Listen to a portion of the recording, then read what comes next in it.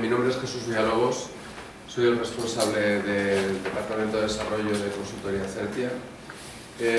Para los que ya nos conocéis, alguno de vosotros que nos conoce, pues bueno, ya sabéis quiénes somos. Para los que no nos conocéis, pues tenéis unas carpetas aquí que más o menos explican a qué nos dedicamos. Principalmente nos dedicamos a tres temas. Uno es el tema de la creación de Data Warehousing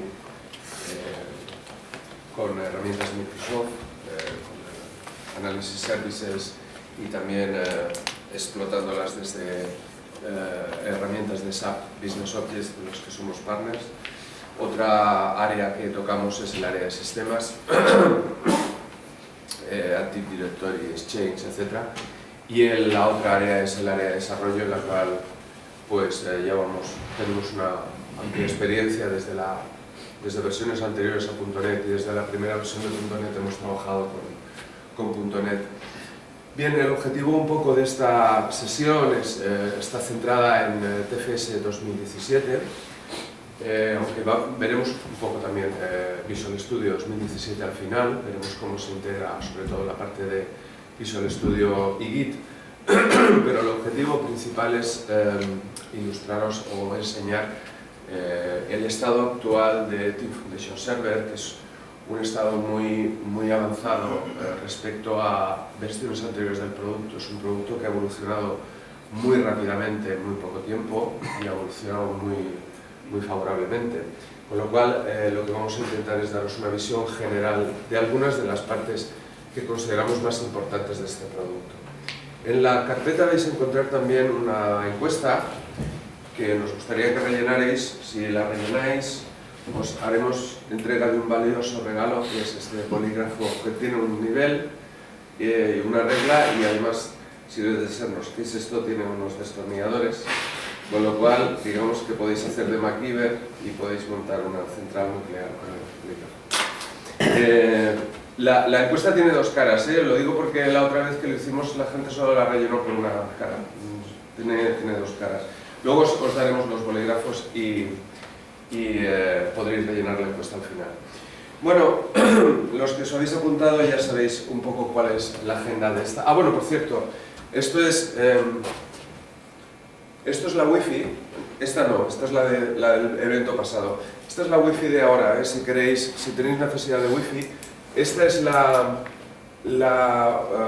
wifi a la que os tenéis que conectar. Entonces, entrando en el navegador hay un sitio que pone entrar el código attendee code, es decir, un código de asistente, y este es el código que podéis utilizar para entrar y tendréis internet. Bien, esta es la agenda que vamos a ver. Como veis, nos vamos a centrar principalmente en TFS, en las dos primeras partes, y luego veremos un poco la integración entre TFS, Visual Studio y Git. Esto no es una cosa especialmente nueva porque ya salió en 2015, Update 3, pero la vamos a presentar como si fuera nueva, a pesar de que seguramente algunos de vosotros quizás ya la conocéis. Un aspecto que tampoco es del todo nuevo, pero que sí que está muy bien implementado ahora, es la integración continua en TFS, y la gestión de proyectos tampoco es algo nuevo, pero realmente está muy potenciado respecto a lo que eran las versiones anteriores. Esto es un poco lo que vamos a tratar a lo largo de la mañana. Por supuesto, podéis interrumpirme en cualquier momento para hacer preguntas y yo intentaré responderlas lo mejor posible. Bien, el primer tema que vamos a tocar va a ser el tema de la gestión de proyectos. Nosotros tenemos mucha experiencia con TFS, hemos montado muchos TFS, hemos hecho muchas implantaciones desde la primera versión en 2005 hasta ahora, y lo que nos encontramos es que prácticamente el 85% de nuestros clientes, de la gente a la que le hemos montado TFS, está utilizando TFS única y exclusivamente como sustituto de Visual Source Safe, es decir, como gestor de control de código fuente, es decir, simplemente como una herramienta para el control de código fuente. Esto supone una infravaloración del producto. El producto está pensado para cubrir todo el ciclo de desarrollo de una aplicación, desde la concepción de la aplicación hasta la entrega, pasando incluso por lo que se conoce ahora como DevOps, es decir, la comunicación entre la gente que controla sistemas y el departamento de desarrollo. Entonces, nosotros vamos a hacer mucho hincapié en el apartado de la gestión del proyecto, que es una cosa que nos parece extraordinariamente importante. Como gestor de proyecto, TFS no solamente sirve para hacer un proyecto, para gestionar un proyecto de software. Como veremos, es perfectamente posible utilizar TFS para gestionar cualquier tipo de proyecto. De hecho, nosotros tenemos clientes que ya están explotando esa posibilidad. Concretamente, tenemos un cliente que lo ha instalado, es una ingeniería, es una empresa de ingeniería que fabrica cables, y esta gente, cuando vieron las posibilidades de TFS, decidieron que no solamente lo iban a utilizar en el departamento de desarrollo, que están haciéndose su propio ERP, por ejemplo, y lo están utilizando y lo están explotando como gestor de proyecto para eso, sino que además también para el departamento de ingeniería les es factible, les es útil la parte de gestión de proyectos de TFS. Es decir, TFS sirve para gestionar un proyecto de cualquier tipo, como si quieres montar una cocina, da lo mismo. Cualquier cosa que pueda dividirse en fases y que nosotros queramos controlar el estado de esas fases y saber en qué estado están y saber responder a las preguntas clave, es posible utilizarlo con TFS. ¿Por qué es importante la gestión de proyectos? La gestión de proyectos es importante porque nos permite responder a estas preguntas clave que comentaba antes. Yo he puesto aquí estas 3 preguntas clave, aunque hay más, pero la primera a mí me parece la más importante de todas, y es la pregunta de ¿cómo va el proyecto? Es decir, yo necesito poder preguntar a alguien o poder saber cómo está el proyecto ahora y lo necesito saber rápido. Esto ha de ser de forma eficiente. No me vale que la información del proyecto esté en una hoja Excel que está en la web y en otro sitio en unos documentos Word que alguien tiene pero que no se sabe si están actualizados, y que por otro lado el programador me diga uy, no, si eso ya está hecho, hace mucho tiempo que y nadie ha actualizado esos documentos. No, eso no puede ser así. Esta pregunta es una pregunta muy importante desde el punto de vista de los costes, desde el punto de vista de las entregas, desde el punto de vista de la creación de software satisfactorio. Por lo tanto, saber cómo va el proyecto es imprescindible, indispensable, y además necesitamos saberlo rápido. También, evidentemente, tenemos que saber cuánto vamos a tardar en finalizar el proyecto y si lo vamos a finalizar bien o no. Es decir, el tema de los costes es importante porque la programación cuesta dinero. Entonces, cuanto más programemos, pues más dinero nos va a costar el proyecto. Por lo tanto, necesitamos saber si nuestras previsiones originales se están cumpliendo o no. Y si no se están cumpliendo, necesitamos saber por qué no se están cumpliendo. Y necesitamos saberlo pronto para poder reaccionar. Esto lo vamos a ver a lo largo de las demos. Por lo tanto, todas estas preguntas son extremadamente importantes, y para poder responder estas preguntas con eficiencia y con rapidez necesitamos tener métricas del proyecto. Necesitamos medirlo, necesitamos cuantificar el estado del proyecto. Es imposible cuantificar el estado del proyecto si no utilizamos algún sistema que nos permita granularizar el estado del proyecto, ver en cómo está y ver cómo va evolucionando el desarrollo de este proyecto. Pues bien, para crear métricas en Team Foundation Server acerca del proyecto, lo que tenemos es una serie de elementos de trabajo, o work items. Yo diré work items o elementos de trabajo de forma indistinta. Los elementos de trabajo nos permiten estructurar y segmentar el trabajo necesario para poder terminar el proyecto. Lo que vamos a hacer va a ser crear una serie de elementos de trabajo y mantener su estado. Esto es muy importante. Si los creamos y no los tocamos más, no sirve absolutamente para nada. Es necesario mantener el estado de esos elementos de trabajo a lo largo del tiempo para poder saber en todo momento cómo está el proyecto. Entonces, es necesario dedicar cierto tiempo a esto. Todos queremos dedicarnos a programar, o quizás no, pero el hecho es que la gestión de proyecto es fundamental y requiere un tiempo, requiere un cierto esfuerzo y una cierta dedicación. Lo que sí que queremos es que ese esfuerzo y esa dedicación sea el mínimo indispensable. No queremos estar horas y horas peleando con hojas Excel y con una serie de elementos dispersos para poder tener métricas del proyecto. Queremos saberlo rápido y esto es lo que nos permite hacer Team Foundation Server. ¿Cuál es el trabajo del gestor del proyecto? El trabajo del gestor del proyecto es revisar el backlog. Luego hablaremos de lo que es el backlog para los que no sepáis lo que es. Es revisar el estado del backlog y saber en qué estado está ese backlog y actualizarlo. Pero los que realmente actualizan el estado del proyecto son los desarrolladores desde Visual Studio, en este caso, o desde Eclipse, porque desde Eclipse también podemos trabajar con Team Foundation Server. La idea es que a medida que el trabajo se va realizando, a medida que el trabajo se va completando, el propio desarrollador indica ese trabajo como completado y esa información está actualizada siempre en tiempo real. De tal manera que nosotros cuando consultemos el estado del proyecto en TFS, la información que tenemos es veraz, es una información buena, no es una información que esté desactualizada. Y esto es importante. Entonces, ¿cuál es el mecanismo que se utiliza en TFS para gestionar estos elementos de trabajo? Bien, en TFS lo que se utilizan son metodologías de trabajo. Estas metodologías de trabajo, básicamente hay de dos tipos, pero están divididas en tres tipos de plantillas. Las plantillas es lo que se utiliza para crear proyectos de TFS, luego lo vamos a ver. Entonces, en TFS tenemos dos tipos de metodologías de trabajo. Por un lado, las metodologías ágiles, que son estas dos, que son Scrum y MSF Agile, o simplemente Agile, para los amigos. Antes se llamaba MSF Agile, ahora simplemente se llama Agile. Son dos metodologías muy similares.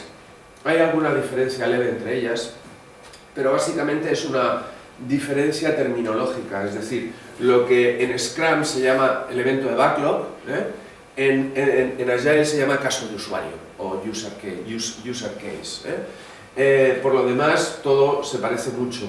Hay alguna pequeña diferencia en los work items, luego lo podemos ver y os la explicaré. Pero estas dos son ágiles. No es el objetivo de esta charla explicar lo que es una metodología ágil. Yo considero que muchos de vosotros seguramente habéis trabajado con Scrum o estáis trabajando con Scrum, que es la metodología ágil más popular probablemente en todo el mundo. La metodología que se utiliza por defecto cuando creamos un proyecto, o que te presenta TFS por defecto cuando creas un proyecto nuevo en TFS, es Scrum. Esta es la que Microsoft considera que es la metodología por defecto. Pero además tenemos CMMI. CMMI no es una metodología ágil, es una metodología en cascada, es una metodología formal, en la cual es más importante auditar el proceso de desarrollo que no auditar el desarrollo mismo, es decir, no auditar el producto que se está haciendo, sino que lo que se busca es que cada uno de los procesos esté perfectamente controlado y que cada uno de los procesos esté bajo un estricto control sobre cuál es el impacto que tiene un cambio, cuál es el impacto que tiene sobre las previsiones iniciales, etc. CMMI no es algo que uno pueda adoptar porque uno decida que adopta CMMI. A partir de ahora voy a trabajar con CMMI. No funciona así. CMMI requiere una certificación en la cual, pues bueno, primero pagas un curso, luego tienes que presentar una aplicación, te la tiene que validar una entidad certificadora de CMMI, eso pasa por una serie de fases, luego presentas otra, en fin, es como parecido a la certificación ISO, no la tienes tú, sino que te la dan. Entonces, bueno, no vamos a tocar el CMMI, pero Microsoft también incluye CMMI en TFS. No como metodología ágil, pero sí que se parece a las metodologías ágiles. Es decir, el concepto no es el mismo, el concepto de iteración no es el mismo, el concepto de sprint no es igual, pero también hay un concepto de sprint. Hay una cierta equivalencia entre work items, por ejemplo, pues lo que sería aquí el elemento de backlog, aquí lo llaman requisito, pero lo cierto es que CMMI está mucho más centrado en la creación de documentación relacionada con la auditoría del proyecto. Nosotros nos vamos a centrar en las metodologías ágiles que creo que son las más comunes.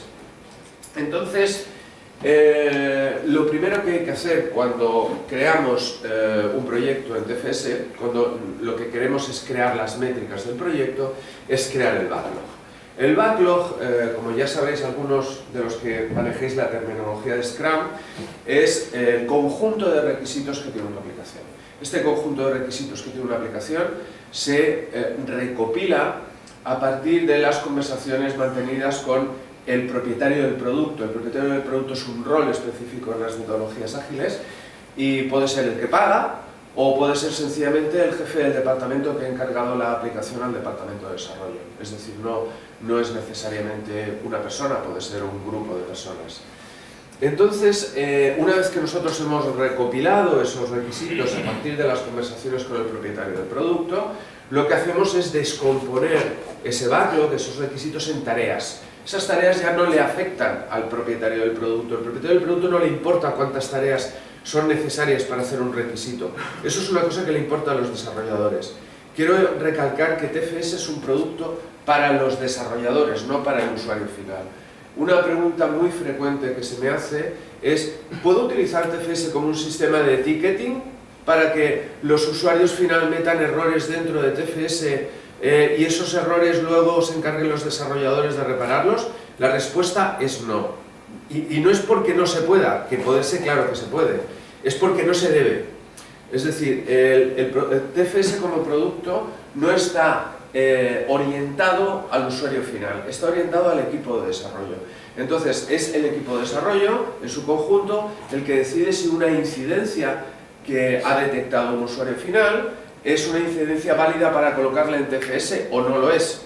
Por lo tanto, hacer un sistema automatizado, que se puede hacer por descontado, para pasar del sistema de ticketing a TFS, pues no es recomendable. Sencillamente hay que tener eso un poco en mente. Bien, como digo, es el equipo de desarrollo el que va a crear las tareas y a esas tareas sí que les vamos a asignar un tiempo. Todo esto lo estoy explicando ahora, pero luego lo vamos a ver en la demo bien claramente. Entonces, además de subdividir el producto espacialmente, digamos, temáticamente en requisitos, lo que hacemos es dividir el producto también temporalmente, en iteraciones. La iteración es un espacio de tiempo en el cual hacemos una serie de procesos que siempre son los mismos. Primero seleccionamos del conjunto global de requisitos, del backlog global, seleccionamos los requisitos que vamos a cubrir en una determinada iteración. Esos requisitos se programan, se testean y se entregan. Y luego se revisa ese backlog a ver cómo ha ido, si ha ido bien de tiempo, si hemos entregado lo que queríamos entregar, si el cliente está satisfecho, porque el cliente tiene que valorar ese backlog, bueno, el propietario del producto tiene que valorar ese backlog, esa iteración, etc. Es decir, esto es un proceso repetitivo en el cual es importante saber a lo largo de la iteración cómo está la iteración. ¿Cómo vamos en esta iteración? ¿Estamos cumpliendo con lo que queremos hacer en la iteración? ¿Vamos a llegar al final con todo el trabajo que habíamos previsto hecho o no? Estas son preguntas a las que hay que responder. Entonces, ¿cómo asignar el backlog a las iteraciones o a los sprints, que se llama en terminología Scrum? ¿Cómo asignar el backlog a los diferentes sprints? Es tarea también del gestor del proyecto. Por lo tanto, esto es algo también muy importante. Veremos que hay una jerarquía determinada de work items que vamos a ver a lo largo en la demo inmediatamente, que es la que se recomienda utilizar cuando estamos tratando de un proyecto con una cierta complejidad.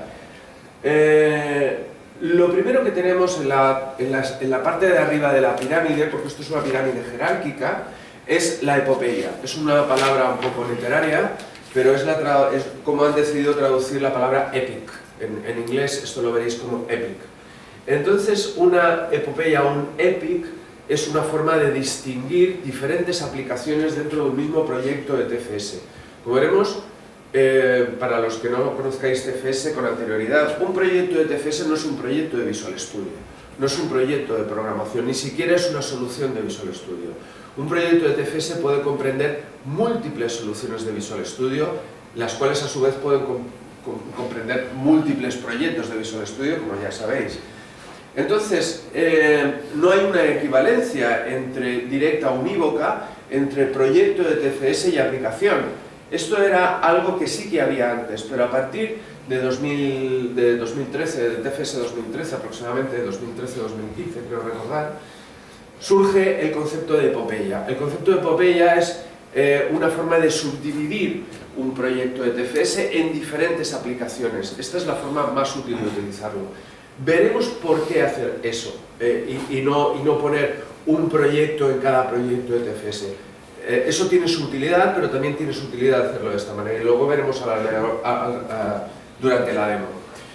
Cada epopeya se divide en características. Las características son a grandes rasgos lo que debe hacer una aplicación. Por ejemplo, pues una aplicación de compra electrónica, de compra por internet, pues ¿qué debe hacer? Presentar un catálogo de productos, presentar un carrito de la compra, permitir que el usuario haga login, permitir que el usuario pueda consultar sus pedidos. Bueno, hay una serie de características que ha de cumplir. Pues bien, esas características son las que vamos a asociar a las epopeyas. Y a su vez las características se dividen en el backlog. Y esto ya es un elemento primordial en lo que sería las metodologías ágiles. Digamos que los dos primeros work items son algo que Microsoft ha añadido en las plantillas, pero no forman parte de lo que sería la metodología ágil, digamos, académica, ¿no? El backlog, en cambio, sí. El backlog son los requisitos.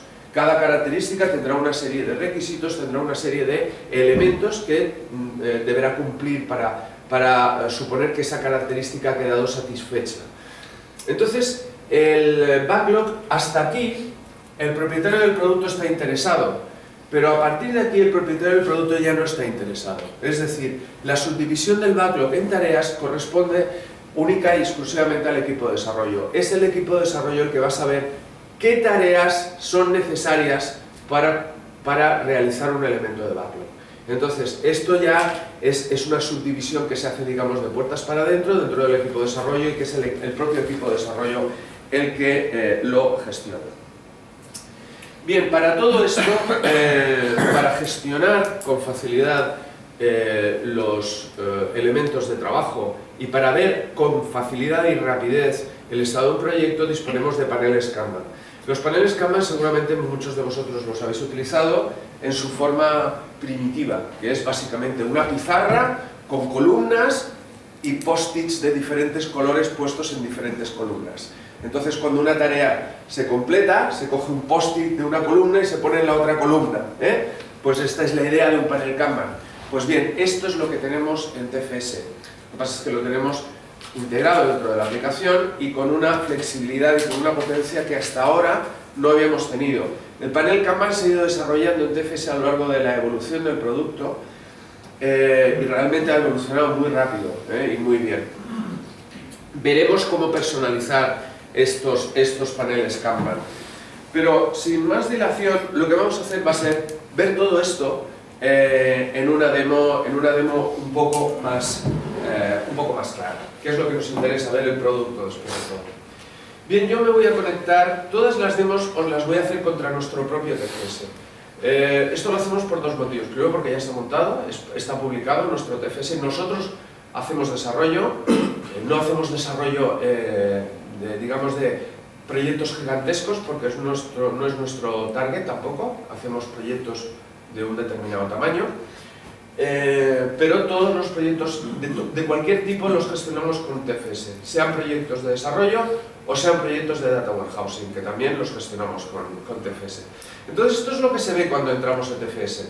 TFS tiene una organización en la cual nosotros tenemos colecciones de proyectos. Estas son las colecciones de proyectos que tenemos nosotros en nuestro TFS. ¿Nosotros cómo organizamos esto? Os lo voy a decir cómo lo organizamos nosotros, pero eso no significa que vosotros tengáis que hacerlo de la misma forma. Nosotros tenemos una colección de proyectos que se llama desarrollos, que es esta de aquí, en la cual ponemos desarrollos sueltos. Es decir, cuando alguna empresa con la que no tenemos una relación, digamos, prolongada en el tiempo, sino que nos piden un desarrollo concreto, puntual, y luego quizás no trabajamos más con ellos, pues nos piden ese desarrollo va a ir a parar a esa colección de proyectos. Entonces, ahí vamos a crear un proyecto para ese desarrollo dentro de esa colección de proyectos. Cuando tenemos una continuidad con el cliente, es decir, que son clientes con los que trabajamos de una forma más habitual, le creamos una colección de proyectos al cliente. Y esto lo hacemos así porque nos resulta más fácil organizar, por ejemplo, los permisos para entrar en esa colección de proyectos, como veréis en un ejemplo que os mostraré más adelante. Entonces yo lo que tengo es una colección de proyectos que se llama Demos, y aquí tengo un proyecto de TFS que se llama Workshop 2017, creado especialmente para la ocasión. Lo que voy a hacer va a ser entrar aquí en el área de trabajo de este proyecto y vemos que este proyecto está vacío. Fijaos que yo tengo aquí epopeyas, funcionalidades y elementos de trabajo pendiente. Entonces lo que voy a hacer va a ser empezar a trabajar y voy a empezar a crear backlog. Y voy a pensar que tengo como mínimo un par de epopeyas en las que puedo trabajar. Vamos a suponer que tengo, por ejemplo, la aplicación web, intro, y tengo el ERP, ¿de acuerdo? Estos son dos epopeyas de las cuales mi departamento de desarrollo se tiene que encargar. Entonces, ¿por qué los pongo así? ¿Por qué no creo un proyecto para aplicación web y otro para el ERP? Lo explicaré más adelante y veréis el motivo de por qué no lo hago así.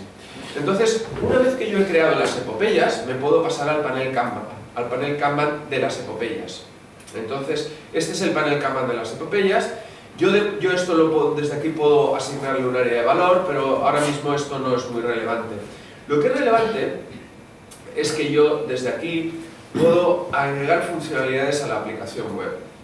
Por ejemplo, mostrar página corporativa o sencillamente página corporativa, ¿no? También tengo el carrito de la compra.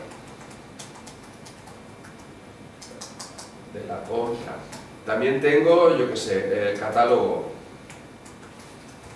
de productos. Pero por otro lado, en el ERP también tengo funcionalidades que puedo crear. Entonces puedo agregar funcionalidades al ERP, como por ejemplo gestión de permisos. ¿Vale? En fin, como veis, de esta manera yo puedo ir agregando funcionalidades a las epopeyas de una forma muy sencilla.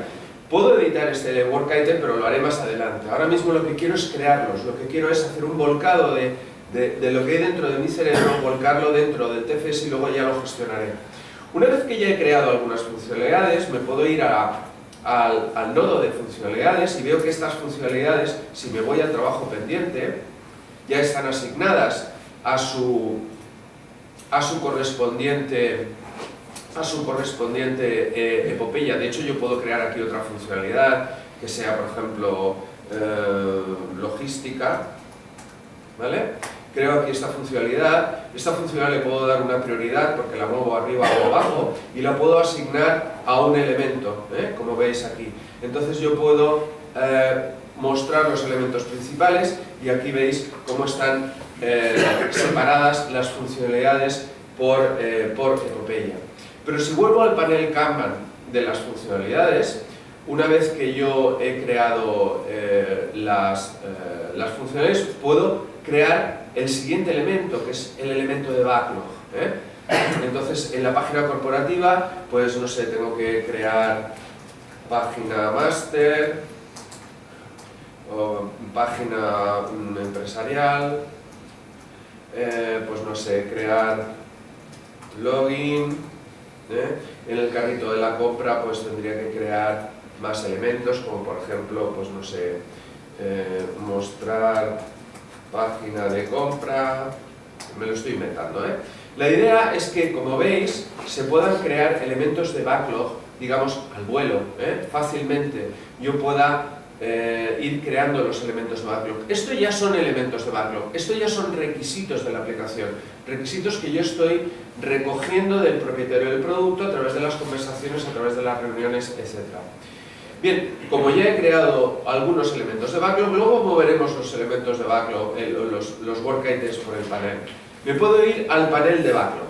Este ya es el panel de backlog, vamos a venir aquí. este panel representa el backlog completo del producto. Aquí tendríamos todo el backlog. Cuando digo todo el backlog, lo que quiero decir es que aquí estarán todas las iteraciones, del producto. Es decir, aquí estará todo el backlog, todos los requisitos que hemos capturado, ¿de acuerdo? Entonces, lo que queremos ahora, una vez que hemos creado backlog, vamos a seguir creando un poquito más de backlog para tenerlo claro. Por ejemplo, el backlog 1, el backlog... Voy a copiar esto porque sigue más rápido. El backlog 2, el backlog 3, el backlog 4, el backlog 5. Bueno, con estos de momento tendré bastante. Entonces, una vez que yo he creado estos elementos de backlog, yo también los puedo asignar desde aquí a los diferentes funcionalidades. El backlog 2 lo voy a cascar a este lo voy a poner aquí, este lo voy a poner en gestión de permisos, este lo voy a poner en logística y este lo voy a poner en característica. Y lo que puedo hacer también aquí es darle prioridades, sencillamente moviendo hacia arriba o hacia abajo el elemento de backlog. Yo lo que estoy haciendo es cambiar la prioridad de este elemento de backlog. Y por supuesto también puedo mostrar, ¿dónde estaba? A ver si lo veo por aquí. Mostrar el elemento principal. Aquí está. Y aquí veis cómo ha quedado distribuido mi backlog, ¿de acuerdo? Bien, una vez que yo tengo todo el backlog creado, es importante distribuir este backlog por los diferentes sprints. Recordemos que es un sprint es un periodo de tiempo en el cual nosotros estamos programando un determinado conjunto de funcionalidades, el backlog del sprint. Este backlog, lógicamente, sale del backlog general. Lo que hacemos es seleccionar una serie de elementos de backlog y colocarlos en un sprint determinado. ¿Qué herramientas tenemos para saber qué elementos tenemos que poner en el sprint? Bien, hablemos un poco de los sprints. La metodología de Scrum, digamos, los documentos de Scrum que podéis encontrar en la web sobre cómo funciona Scrum, dicen que los sprints han de ser cortos. ¿Cuál es el concepto de corto? Bueno, pues eso depende. Depende del equipo de desarrollo, depende de lo que se quiera entregar, depende de muchas cosas. Por ejemplo, alguna documentación de Scrum dice que los sprints tienen que ser de 2 semanas. Bueno, yo no lo sé si han de ser de 2 semanas o han de ser de 4. Nosotros, dependiendo del proyecto, hacemos sprints más largos o más cortos. Por ejemplo, si yo estoy en un proyecto que estoy yo solo trabajando y no hay nadie más trabajando, nadie más que yo, en una semana voy a poder entregar muy poco material. Porque de lo que se trata es que al final del backlog nosotros entregamos material al propietario del producto, no entregamos documentación, entregamos algo que se puede ver, entregamos un producto visible. Entonces, igual dentro de una semana no voy a poder entregar mucho, igual me conviene hacer sprints un poco más largos, de 3 semanas, por ejemplo. Yo es lo que estoy haciendo ahora en un pequeño proyecto en el cual estoy yo solo trabajando. Pues bien, estoy haciendo unos sprints de unas 3 semanas aproximadamente. En 3 semanas puedo entregar material para que el propietario del producto vea los cambios y pueda evaluar el backlog. Es muy el sprint. Es muy importante que el propietario del producto evalúe el sprint al final del sprint. Es muy importante esto, porque así sabemos si vamos bien o no. O sea, de lo que se trata es que no se evalúe el producto todo entero al final, sino que se vaya evaluando poco a poco para que podamos corregir cualquier cosa que el cliente quiera cambiar. Es decir, la metodología ágil debe ser adaptativa y debe responder a los cambios que el propio cliente, el propio propietario del producto impone. Entonces, la cuestión es, ¿cómo dividir el backlog en sprints? ¿Cómo dividir el backlog en sprints? Bien, lo primero que tenemos que hacer es crear los sprints. Para crear los sprints nos vamos a dirigir aquí a la configuración. Vamos a ver, porque esto siempre me cuesta un poco encontrarlo, porque como lo han ido cambiando está aquí, no me ha costado tanto esta vez. Entonces veis que estos sprints son los de marzo, porque son de la otra vez que hice la demo. Vamos a cambiar los sprints y vamos a imaginarnos que los estamos creando de cero. Entonces, estos sprints, vamos a editarlos, ¿vale? Yo le voy a decir que el primer sprint estamos hoy a 21 de abril, vamos a decirle que el primer sprint, pues no sé, empieza por ejemplo el 17 de abril, ¿vale? ¿Y cuándo acaba? Pues haremos sprints de 2 semanas, por lo tanto, si empieza el 17 de abril, acabará el día 28 de abril. Muy bien, guardamos y cerramos. Entonces, el siguiente sprint, fija, bueno, esto es el primero, el sprint 1, pero claro, ahora por fechas, este me lo ha puesto después. Entonces, la fecha de inicio de este será el 1 de mayo, a pesar de que sea festivo no pasa nada, y como son de 2 semanas, lo vamos a hacer hasta el día 12 de mayo. Vamos a guardar y cerrar. Y el sprint 3 lo vamos a editar, vamos a decirle que comienza el 15 de mayo y lógicamente acabará el día 26. Lo que no se puede apreciar aquí, porque yo he editado los sprints, es cómo el TFS va gestionando, va proponiendo automáticamente fechas de sprints. Por ejemplo, si yo modifico este sprint, la fecha que me propone automáticamente ya es el 29 de mayo, porque el anterior sprint terminaba el día 26. Y la fecha de finalización, automáticamente la que me propone, ya es el 9 de junio. ¿Por qué? Porque él se da cuenta de que el último sprint era de 2 semanas. Por lo tanto, automáticamente ya me propone 2 semanas para el siguiente sprint, cosa que yo acepto, ¿eh? Y así podemos seguir editando los sprints. La siguiente fecha de inicio pues sería el 12 de junio y la fecha de finalización me la pone automáticamente 2 semanas después. Con lo cual yo lo que tengo ahora ya es una subdivisión en sprints. Bien, si vuelvo al trabajo, lo que me interesa ahora es decidir, bueno, voy a quitar los elementos principales para que no nos estorben, y entonces a mí lo que me interesa decidir es cómo puedo dividir estos elementos de backlog. Voy a crear quizás alguno más, backlog 6 y el backlog 7. Y los voy a poner un poco más abajo porque estos no tienen tanta importancia. Bien, vamos a moverlos. Lo que me interesa decidir ahora exactamente es cómo puedo dividir estos elementos en sprints. Entonces, para ello, lo mejor sería pasar otra vez al panel. Y entonces, fijaos que aquí yo le puedo asignar los puntos de trabajo del sprint. ¿Qué son los puntos de trabajo? Los puntos de trabajo es una medida abstracta del coste o del esfuerzo necesario para poder completar un elemento de backlog. Insisto, abstracta. Estos no son días, no son horas, no son semanas, no es una medida de tiempo, sino que es una medida abstracta.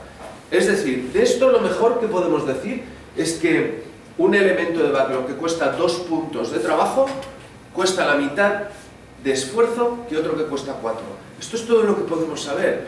¿Por qué? Pues porque la equivalencia, el correlato entre puntos de trabajo y horas es una cosa que realmente cada equipo ha de evaluar, y además ha de evaluar probablemente con el tiempo. Igual en las primeras fases de creación del proyecto eso todavía no lo sabemos, pero a medida que vayamos haciendo iteraciones tendremos una información de feedback que nos va a permitir mejorar nuestras estimaciones.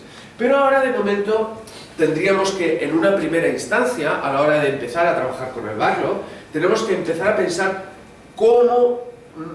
qué equivalencia tendrían esos puntos de trabajo con horas. Por ejemplo, yo os puedo mencionar un sistema que hemos utilizado mi socio y yo en alguna ocasión, y hemos decidido, bueno, si una cosa me cuesta una mañana hacerla, a eso le vamos a asignar 2 puntos de trabajo. Y si me cuesta una tarde, le vamos a asignar 1 punto de trabajo. Es decir, digamos que una jornada se compone de 3 puntos de trabajo, 2 por la mañana y 1 por la tarde. ¿Por qué? Pues porque lo hemos decidido así, eso es todo, no hay ningún otro criterio, ¿de acuerdo? No tenemos otro criterio de momento no tenemos otro criterio, pero más adelante quizás podamos tener otro criterio. Pero en una primera instancia tenemos que dividir el backlog en sprints, y para eso lo que tenemos que hacer es asignarles puntos de trabajo. Pues bien, vamos a hacerlo. Vamos a asignarle unos puntos de trabajo a estos elementos de backlog. Este, por ejemplo, me costará 2 puntos de trabajo, este me costará 1, este me costará 5, este me costará 8, este me costará 7, este me costará 3, este me costará, pues no sé, 12, porque es una pasada, este me costará 9, vamos a irselo asignando a todos, este me costará 3 y este me costará 4. Bien, una vez que yo tengo los puntos de trabajo asignados a los elementos de backlog, lo que veo aquí, fijaos que aquí se dibujan unas rayas, con lo cual me está sugiriendo TFS la forma de subdividir, este backlog por sprints. Pero esto es arbitrario porque me está diciendo que la previsión está basada en una velocidad de 5. Es decir, yo le estoy diciendo, en cada iteración puedo hacer 5 puntos de trabajo. ¿Cómo lo sé? Bueno, lo sospecho. Sospecho de los puntos de trabajo que puedo cubrir. Eso depende del equipo, depende de muchas cosas. Es una cosa que no hay una fórmula en la cual yo os diga, aplicáis esta fórmula y sabréis cuántos puntos de trabajo podéis resolver cada semana. Eso no se sabe a priori, se sabe a posteriori. Pero hay que intentar ver al principio, adivinar cuántos puntos de trabajo podemos cubrir. Entonces, si yo le digo que nosotros podemos hacer, pues no sé, 6 puntos a la semana, pues la división es una. Si le digo que podemos hacer 8, pues la división es diferente. Entonces, una vez que yo he creado una división y he creado, por supuesto, una... por ejemplo, si yo le pongo aquí esto, pues esto cambia, si cambio la prioridad, todo cambia. Una vez que yo he creado todo esto, lo que puedo hacer es asignar, y vamos a verlo, vamos a cambiar aquí las opciones de columna para que me muestre la iteración, la ruta de acceso del área, la ruta de acceso a la iteración, que esto está por aquí. A ver, ¿dónde está? Aquí, así, la tengo aquí. Entonces vamos a quitarle el área de valor, vamos a dejarle el trabajo. Bueno, pues como veis, tenemos aquí la ruta de acceso de la iteración, que fijaos que no hay ninguna, no está asignada ninguna. Entonces, lo que voy a hacer va a ser voy a hacerle caso a Team Foundation Server y le voy a decir que esto lo voy a colocar en el sprint 1, esto también le va a ir al sprint 1, esto se va a ir también al sprint 1, esto se va a ir al sprint 2, esto se va a ir al sprint 2, esto se va al sprint 3, esto se va a ir al 4, en fin, así vamos viendo cómo lo va asignando, esto al 5, esto al 5 y esto al 6. En fin, esta división es totalmente arbitraria e insisto, no la sabemos a priori. Luego os enseñaré un ejemplo real. Es uno de los motivos por los cuales las charlas, los cursos y demás los hacemos con nuestro TFS, es para que la gente pueda ver ejemplos reales, ejemplos reales de proyectos en los que hemos trabajado y que tienen información de gestión de proyecto que podéis ver, que no son ningún secreto. Entonces, una vez que yo he asignado, aunque sea de forma provisional, insisto, los elementos de backlog a los diferentes sprints, lo que hago es concentrarme en el sprint actual. Y este es el sprint actual. Entonces, esto es lo que voy a hacer en el sprint actual, ¿de acuerdo? Puedo crear más elementos de backlog aquí. Entonces, aquí lo que me interesa ya es entrar en otra dinámica. Aquí lo que me interesa ahora es decir cuáles son las tareas pendientes de los diferentes elementos de backlog. Aquí ya el propietario del producto, como os he comentado antes, no entra, sino que aquí lo que entra es el equipo de desarrollo. Entonces hay un equipo de desarrollo que estará comandado por alguien o diferentes jefes de área que se encargarán de diferentes backlog. En fin, lo que interesa es que yo aquí desde luego le puedo asignar esto. Por ejemplo, esto me lo asigno a mí, esto también me lo asigno a mí y esto pues yo se lo voy a cascar a mi socio que como no está, no se va a quejar. Entonces, una vez que yo he creado el elemento de backlog, lo que hago es crear las tareas para cada elemento de backlog. Entonces voy a crear aquí tareas, por ejemplo, crear página diseño de página. Puedo crear otra tarea que sea pues gráficos de página. Luego aquí en la tarea de crear login, pues puedo crear otra tarea que sea, pues no sé, controles de login. Aquí puedo poner código de identity. En fin, como veis, aquí sí que puedo crear las tareas y desde luego le puedo asignar las tareas a quien sea, ¿eh? Por ejemplo, esta me la voy a asignar a mí, esta también y esta también, ¿de acuerdo? Y desde aquí lo que puedo hacer es decir cuál es el trabajo restante, y aquí sí que estamos hablando de horas. Voy a abrir ahora el work item y veremos realmente lo que es un work item. Esto es un work item. Entonces, en un work item tenemos un área del work item que es común para cualquier tipo de work item, que es este área de aquí. Este área de aquí es común, ¿de acuerdo? Este área de aquí es común. Y entonces tenemos el estado del work item, el motivo por el cual este work item está en ese estado, el área a la que pertenece. El área es algo en que no vamos a entrar aquí ahora, es muy útil, extraordinariamente útil, sobre todo para asignar permisos, pero el área lo que nos permite es segmentar un proyecto, en vez de temporalmente, segmentarlo espacialmente. Es decir, bueno, pues esto podríamos crear el área de recursos humanos, o el área de contabilidad, o podríamos crear el área de bases de datos y el área de interfaz de usuario. Eso es una cosa que cada equipo de desarrollo se lo monta. Aquí tenemos la iteración a la que pertenece este elemento de backlog. Y luego tenemos una serie de campos que son comunes. Por ejemplo, aquí tenemos la descripción de esta tarea. Aquí podemos editar lo que queramos. Podemos poner lo que nos dé la gana. Pues esto se hace así y asá. ¿Vale? Esto es HTML, podemos incluir imágenes, en fin, podemos podemos colocar lo que queramos. Podemos decirle a qué actividad pertenece esta tarea, si es una tarea de desarrollo, de diseño, de distribución. Esta concretamente pues sería una tarea de diseño, si está bloqueada o no está bloqueada. Y aquí tenemos el trabajo restante. El trabajo restante sí que son horas. Al contrario que los puntos de trabajo de los elementos de backlog, que no eran horas, sino que era una medida abstracta, aquí sí que estamos hablando de horas. Aquí estamos diciendo que esto nos va a costar 6 horas hacerlo. ¿De acuerdo? Entonces esto lo vamos a guardar. Y la forma fácil de acceder a esto pues es desde aquí. Le puedo decir que estos son 12,5 y aquí veis que me van apareciendo las tareas pendientes. Yo aquí le puedo decir que estos son 5 horas y que estos son 8. Y así podríamos distribuir el trabajo. Entonces, cuando yo vuelvo a consultar el trabajo pendiente, pues si vengo aquí y muestro esto de aquí, pues veréis cómo tengo el trabajo restante. Y fijaos que aquí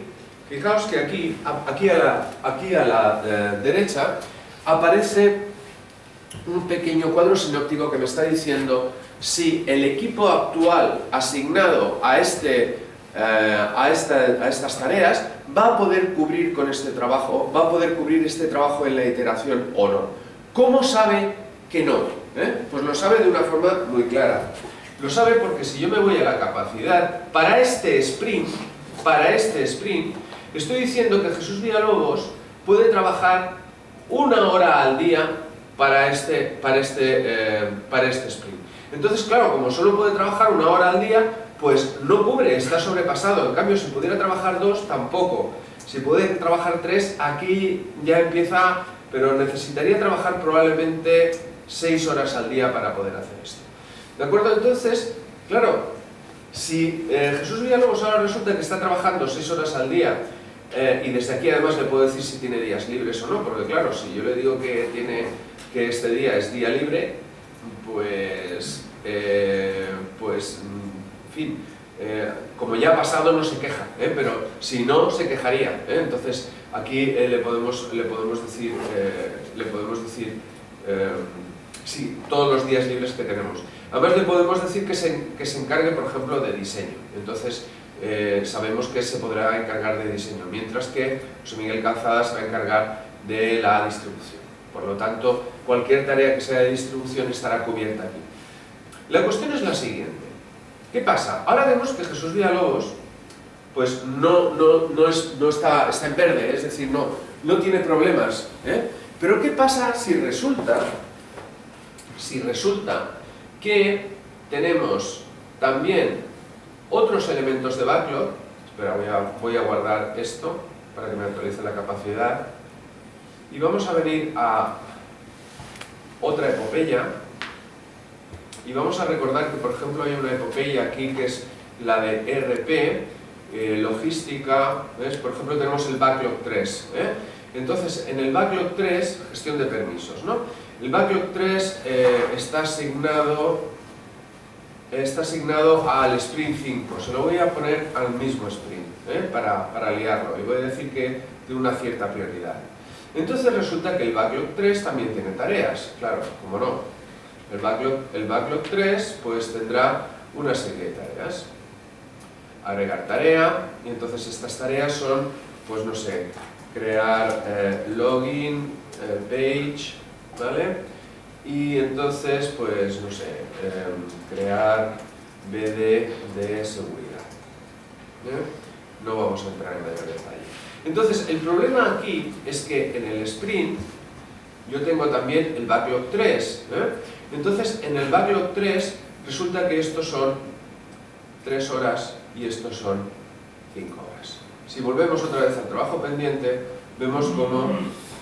A ver... bueno, porque no se lo he asignado a nadie, claro. Pero en el momento que esto se lo asigne a quien yo te diga, a este señor de aquí, nos vamos a encontrar con que, voilà, ya está sobrepasado. De esto no me habría enterado jamás si la aplicación y el ERP estuvieran en diferentes proyectos de TFS. No me habría podido enterar nunca. ¿Por qué? Pues porque Jesús Villalobos había trabajado en el proyecto aplicación web y allí tendría 6 horas y estaría en verde. Diría, pues sí, no tiene ningún problema. Pero resulta que Jesús Villalobos también está en el proyecto ERP y allí tiene que trabajar 5 horas más. Y allí tampoco me daría ningún problema. Con lo cual no vería esa información consolidada en ningún sitio. Esto es lo que sucedía en TFS antes de la creación de las epopeyas. Las epopeyas sirven precisamente para consolidar esa información, para presentar la información de una forma consolidada. Insisto en que esto no es necesariamente el esquema que tengáis que utilizar. Por ejemplo, nosotros no lo utilizamos así. Nosotros no lo utilizamos. ¿Por qué? Pues porque yo puedo trabajar a lo largo de una semana puedo trabajar en 4 proyectos diferentes. Consultoría aquí, formación allá, 1000 cosas, ¿de acuerdo? Entonces esto a mí no me vale.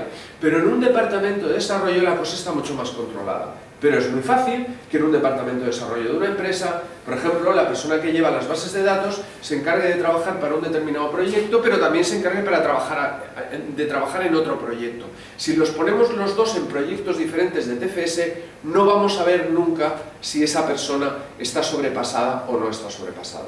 Por lo tanto, es prudente, en este caso, en este escenario, que os acabo de comentar, utilizar las epopeyas, aunque tengan un nombre tan raro, ¿no? Pero es prudente hacerlo así porque esto nos permite ver esta información consolidada. Significa que tenemos que volver a la estructura antigua de TFS, en la cual solo había una colección de proyectos y allí montábamos solamente un proyecto y esto era como eran las primeras versiones de TFS. No, insisto. Lo que TFS nos ofrece ahora es la flexibilidad de trabajar de una forma o de otra según nos convenga. Entonces, en este caso, tenéis que evaluar vosotros cuál es la mejor forma de estructurar el proyecto. Y esto es importante,